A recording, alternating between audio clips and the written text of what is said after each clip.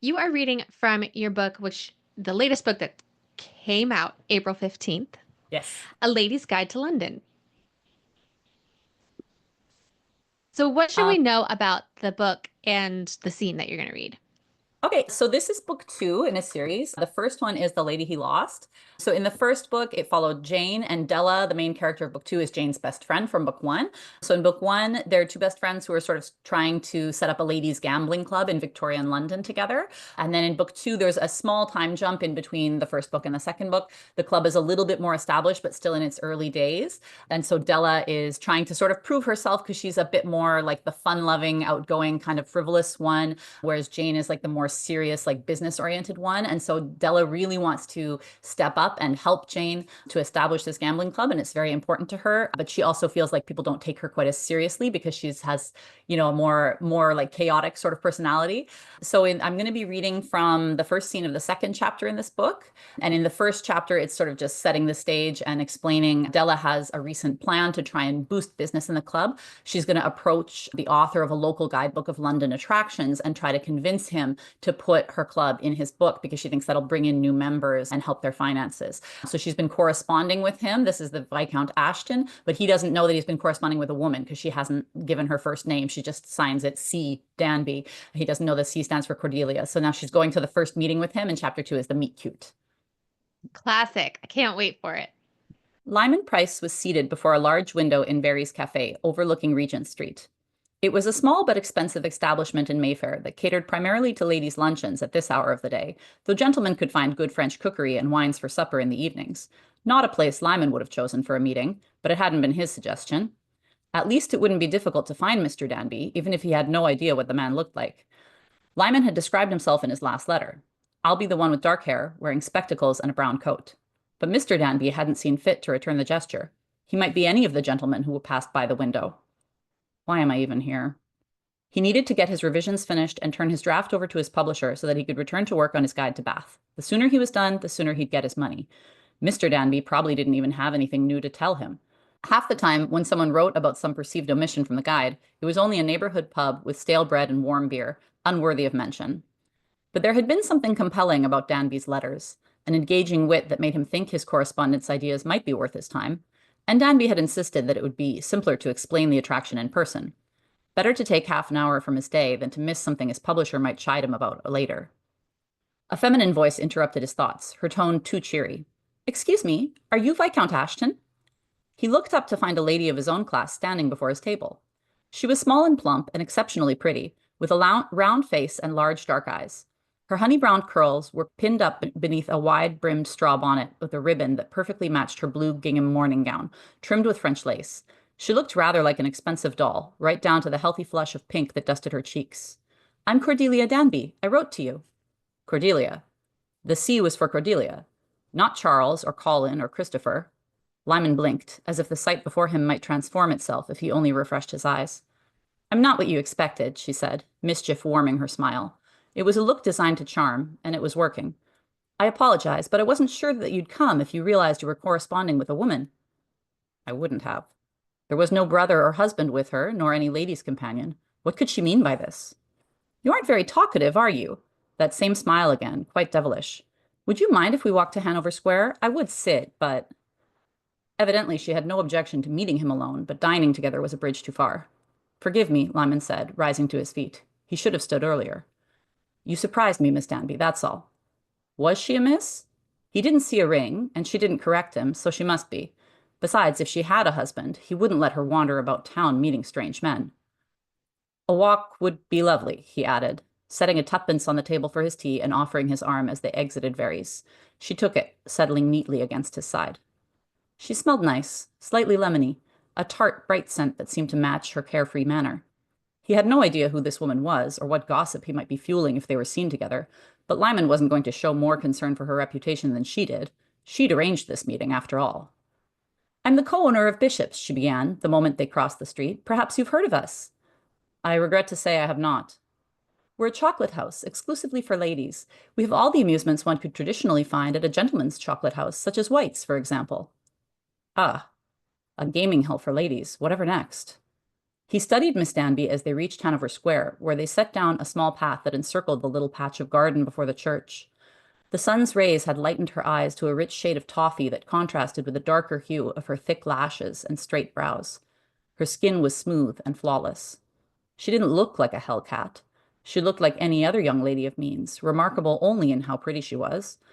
But if he'd thought her daring or foolhardy for meeting him like this, it paled in comparison to her other activities.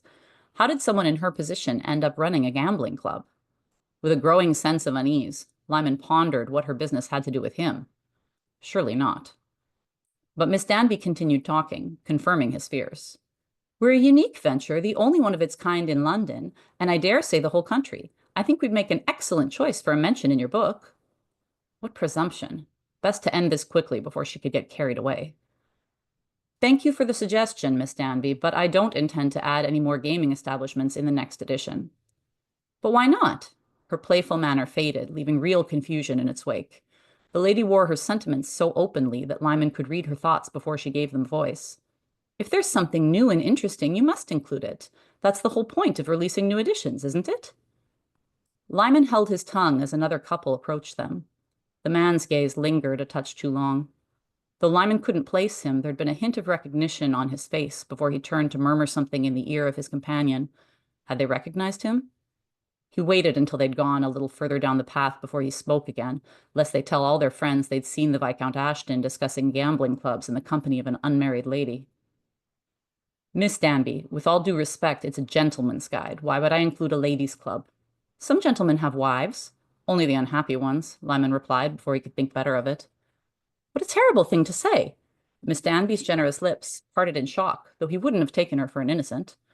If you're unmarried, it's very conceited of you to issue a blanket condemnation of something of which you have no first-hand knowledge. And if you are married, it's quite cruel of you to speak that way about your wife, who would be heartbroken to hear you, I'm sure.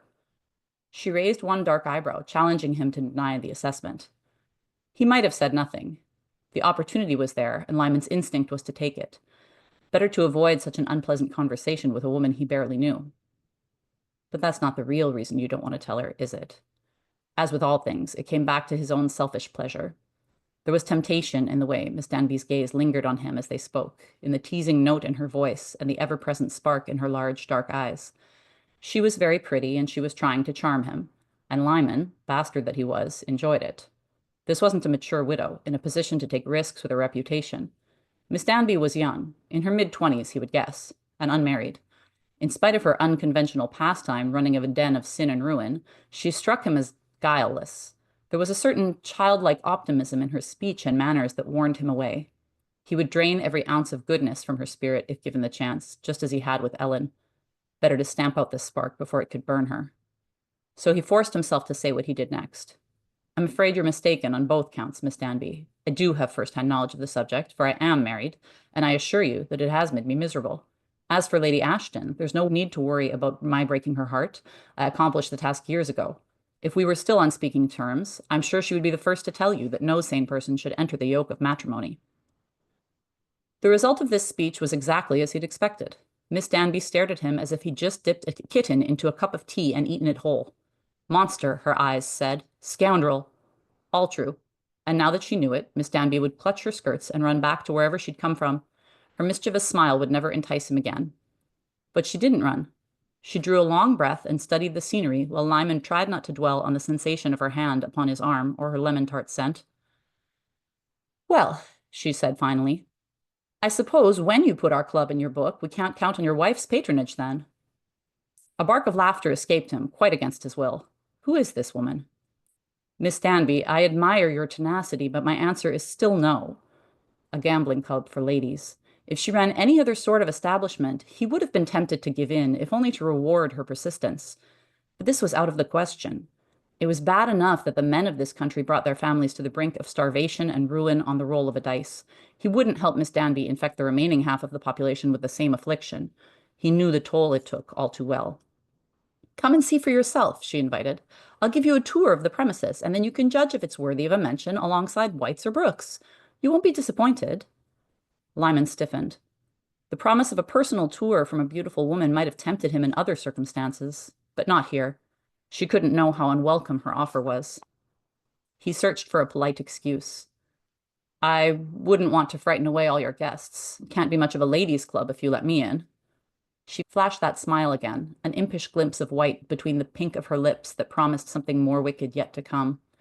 I'd be more worried for you than for them, to be quite honest. Our members are known to get a bit rowdy without their husbands and fathers around, and you'd grant them a tempting diversion. But if things did get out of hand, we have a 6-foot-tall reformed pirate handling our security who could quiet things down rather quickly. At Lyman's stunned chuckle, she added, "None of that was a joke." It seemed Miss Danby had an answer to everything, but he wouldn't drag this out any further. What she asked of him was impossible. "Let me be as clear as I can. I won't attend your club under any circumstances." She withdrew her arm from his and squared her shoulders. "I urge you to reconsider. I would much rather be your friend than your enemy, Lord Ashton." My enemy?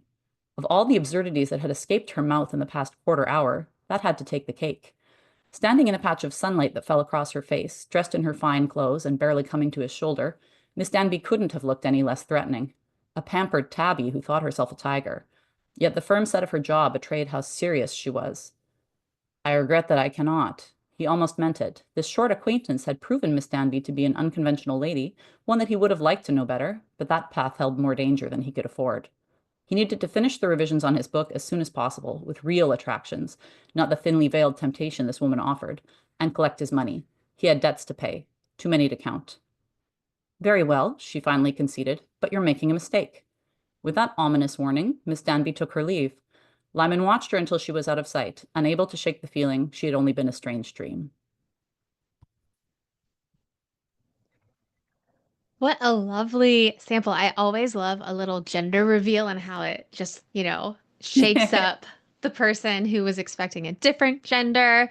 And we've got some really interesting insights into Viscount Lyman Ashton from that scene. So we are going to take a quick break for our sponsors and then we will get into the interview.